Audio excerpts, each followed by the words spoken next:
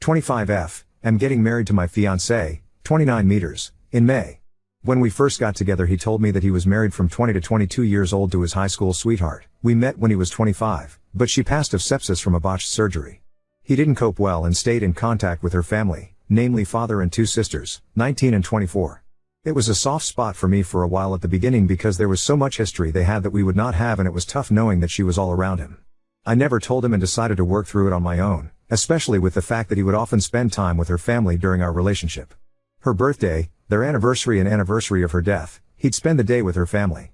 It was uncomfortable at first knowing the man I loved was reminiscing about love he had with someone else, but I kept trying to see it from his perspective, and the last couple years I am completely secure in our relationship and it doesn't bother me much anymore. Well, he proposed this time last year and I was over the moon. I love this man with all my heart, but I recently learned that he never told them that we got engaged. I've been trying local coffee shops the past few months rather than my usual run and tried a new one. His LW sister worked there, and other than being awkward, she did a double take of my engagement ring and looked really unhappy. I didn't mention it and left.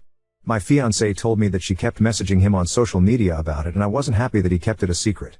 He apologized and was very depleted by it all. He said that he didn't want to hide me, but he didn't want to hurt them either, and that both of us were a huge part of his life. I understand that and let him off the hook slightly, just told him to be upfront with them from now on. That was that. At least I thought so. A week ago, on Sunday, I got a message from the 24 years old asking if I was happy with myself, that I would never replace his LW, and that if she was still alive he'd chose her over me every time. She even said that he only kept me around for me money and something to stick his D/CKN. I ignored it, but I can't say that it didn't affect me. When you're in my position, all these points are ones you have to work through, and it's not easy to get over those insecurities. It feels like a knock in the teeth when they're used against you. I mentioned it to him and he comforted me and reassured me. He said he'd set boundaries with her and I'd never have to hear from her again. Fine by me. That was until I found my car with WH/re and grave robber smeared in red paint. I had saved for this car for a year and it was expensive, very expensive. The tires were slashed and the windows cracked. I asked the store a few doors down for their CCTV camera footage of that night, but it was blurry and didn't catch much. It did manage to catch half a license plate though, and the color and make of a car. It was his LW's youngest sister's car. I told him I was filing a police report and he asked me to hold off until he talked to them first. I told him no, but I would if they paid for the damages and apologized to my face. He set up the meeting for last night and it didn't go well, to say the least. Everyone was shouting. The sisters told me they, yes both of them, had nothing to be sorry for and that I should leave their family alone, including my fiancé and their family. He told them that it wasn't fair to him to be lonely forever and that he'd hope they'd be supportive of him finding love again. They told him he was betraying LW and that he never loved her if he'd marry someone else. They didn't have a problem with him having a new GF because he'd realized she was the only one for him and get tired of me. Now that hadn't happened, they were putting their foot down. The youngest told him to tell me that they were right and that he'd never love anyone like LW. My fiancé broke down at the table. I picked him up and made us leave. I told them I'd be filing a report and suing for damages, and the next time they saw us would be in court. When we got back and calmed down, I gave him an ultimatum. Either he cuts contact or we call off the wedding and go out separate ways. I wasn't going to live my life with this harassment and someday subject my children to their bullying. He said they would never bully a child, but I shot him down and said he didn't expect any of this either. He called their father, who was fairly chill about it all but still defending his daughters. They say I shouldn't control him and that I'm horrible for cutting them off. I don't know what to do. I can't live like this and I don't think I should have to just because we're getting married. Update 1. To clear some things up before I have a discussion with my fiancé either later today or tomorrow about my ultimatum. I didn't sleep at all yesterday or the night before, for obvious reasons. There's a ding on my phone at least once an hour from them saying one thing or another, mainly the 19-yo, and I don't know what they've told people, but I've got a message from one of their uncles and grandparents calling me horrible stuff too. So obviously they've been spreading what's happened this week and twisting it. I haven't blocked them because I want to gain as much evidence as I can for the inevitable case. Regardless of any outcome with my fiancé, I will be suing and filing a criminal case for harassment and vandalism and looking for a restraining order. I just haven't had the mental fortitude to do so yet. I'm hoping my fiancé will help me. I haven't spoken to my fiancé since the argument at the table, other than to tell him they go or I do. It was my choice to give him a couple days space to come to terms with everything, and I will contact him when I'm ready. Although, F this, from the first message till now has been a week. It's a huge weight to contemplate leaving people you've known for 15 years and who you grew up with. He did set hard boundaries with the sister from the coffee shop, as I've seen the messages. He said, paraphrasing, "You have no right talking to Op at all if this is how you're going to behave. She doesn't deserve this and you've gone too far. Why are you being like this?" And she responded with more name calling and back and forth. He ended by saying not to message me again and to make sure everyone else does the same. I was happy with that. At this point only one person in that family had an issue, to my knowledge, so it was silly to have him cut all of them off. It may not be enough for some, but it was enough for me to feel safe and comfortable. For those saying he needs therapy and counseling, he's already getting it. He's been getting it since before we even started dating after an incident at work. I don't know about any of their family though. The first time I had a conversation with any of them was that night. Some people are wondering what LW died of, and it was a botched weight loss surgery where she died of sepsis. People were wondering if he was somehow the reason behind the surgery, hence the family's insane reaction, but he was not in the slightest. He likes bigger women and wouldn't pressure something like that onto her, speaking from experience. I also want to clear up the not calling the police about the car thing. It was entirely my idea to not file charges in exchange for a face-to-face apology and damage payment. He only wanted me to wait so that he could talk to her to see if she regretted it and then have her father pay the damages. At the time, we thought it was just the 19-yo that smashed up my car, not both daughters. Neither of us wanted to ruin her life. When I found out it was both of them, it was full steam ahead. Thank you all for your messages and hopefully I'll have a positive update for you tomorrow.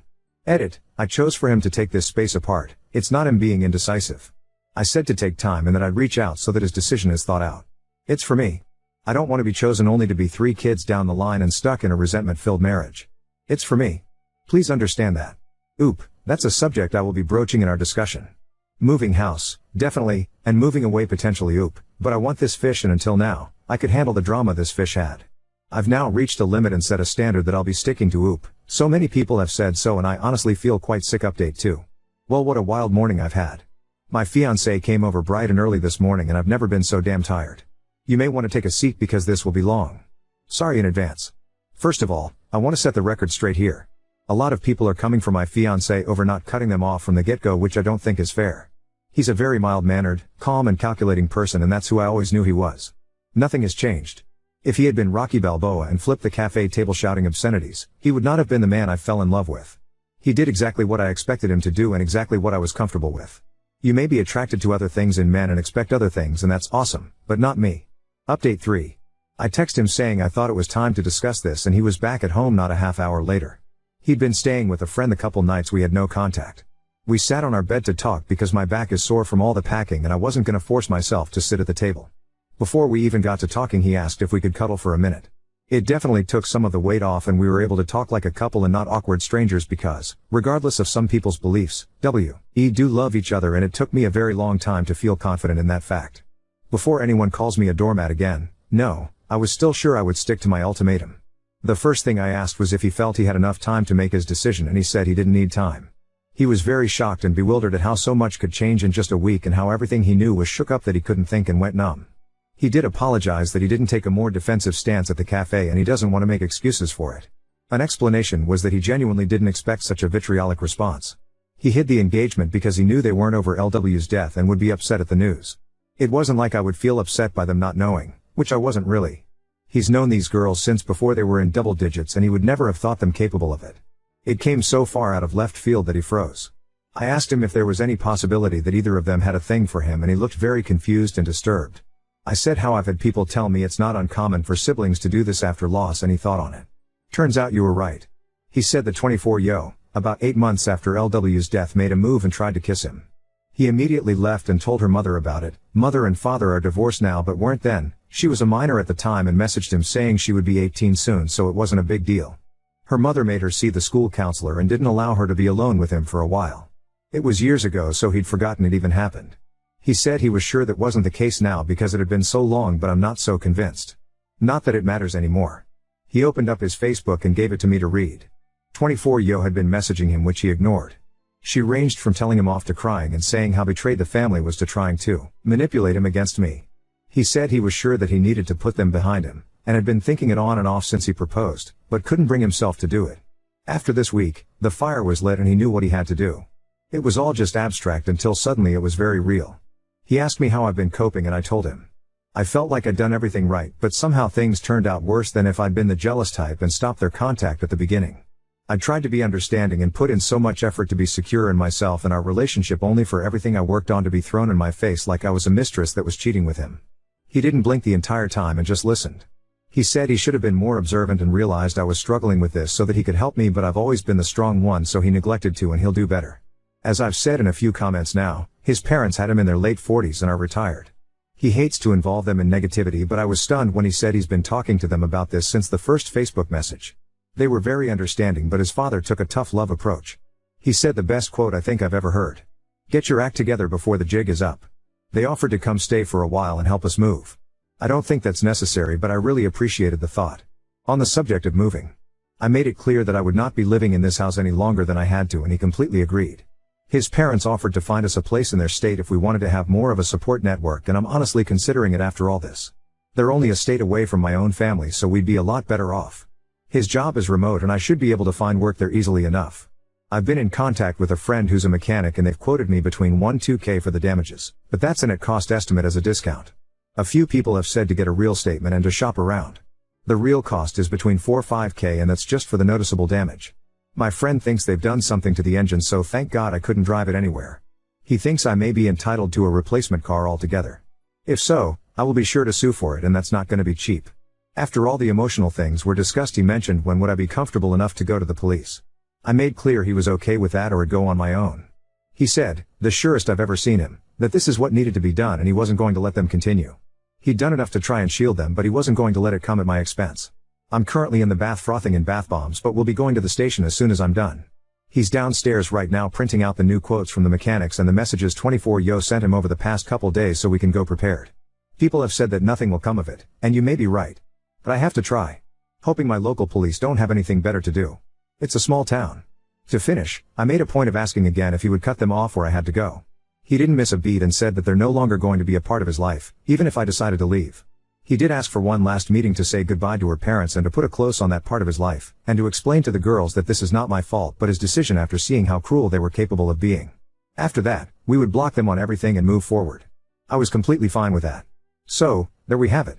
Writing all this out and being able to talk to people about everything has been both helpful and a good distraction from the dumpster fire that was my life, and everything worked out as well as I could have hoped. We'll see how his meeting goes with them. I'm sure they won't be very happy about it, but that's not my problem. Thank you all, and I'll update after they've met up. He'd done enough to try and shield them, but he wasn't going to let it come at my expense. Update 4. Hey all. So, seems I've been naughty because I got temporarily banned on here for 3 days. In chat someone was calling me every derogatory and sexist term imaginable, but I was put in timeout for defending myself. I appealed, but the appeal took the ban time anyway. Oh well. Sorry this update is taking so long for reasons stated above. So we drove down to the police station with our block of paperwork and had a couple hours talk. They were so sweet about everything. As some of you expected, they did say I should have come earlier, but they didn't really care because it was only a few days. They said that it often takes people about this amount of time to actually file charges if they weren't an immediate threat or danger, so unless someone was about to throw punches, I handed them everything and it looks like I've got plenty of evidence. They'll be contacting my insurance on my behalf to get the ball rolling, and so they can come to do a check of my car themselves. And then they can open a claim with me if I want. They're not filing a claim, they're just notifying about the criminal damages. I've filed criminal charges for harassment and vandalism, and they'll notify me with more details about my restraining order this week. My fiancé told the police that he was planning on meeting with LW's family and asked if that would contradict my case, and they said no. We're not married at the time of filing, so legally we're two separate entities in the case. Or something. So, my car is totaled. My mechanic friend, I'm gonna call him Tom because I can't keep saying my mechanic friend. So Tom and his partner at the shop did a full check on my car, and this is the damage they found. They said with this amount of damage, I should just for a new car, so that's what I'll be doing. If anyone is curious, it was a Volvo. I'd always wanted one and managed to buy one new 2 years ago. Either they get me a new car if they'd be set back about 60K. Either way I'll be alright. The amount classifies the vandalism as a felony, so they could be looking at jail time too. My fiancé met with the family on Saturday and Tom sat by the window. I currently live in a one-party state, so as long as my fiancé consents, the recording can be used in my case.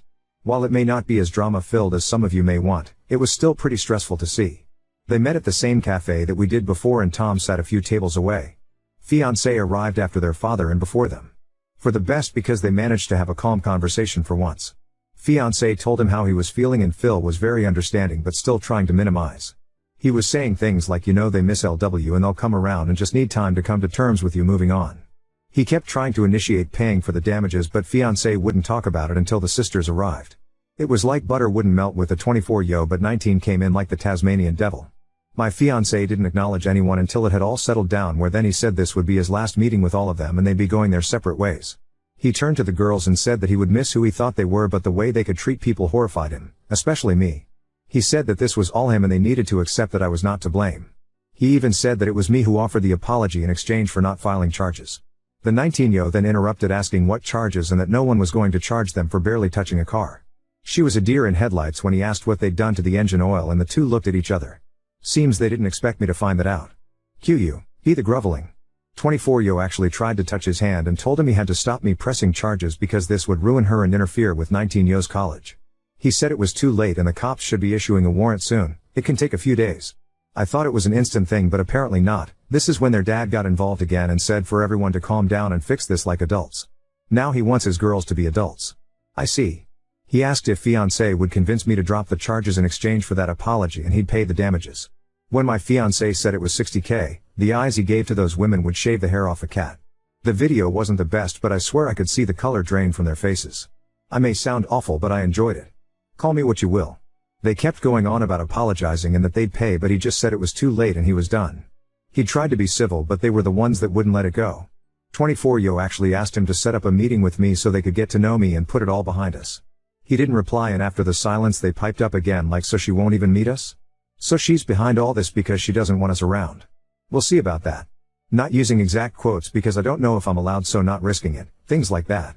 They went on and frankly it was funny more than hurtful. But they did incriminate themselves more and more for my harassment case, and the nail in the coffin was when 19-yo said if we can do that to a car, imagine what else we could do.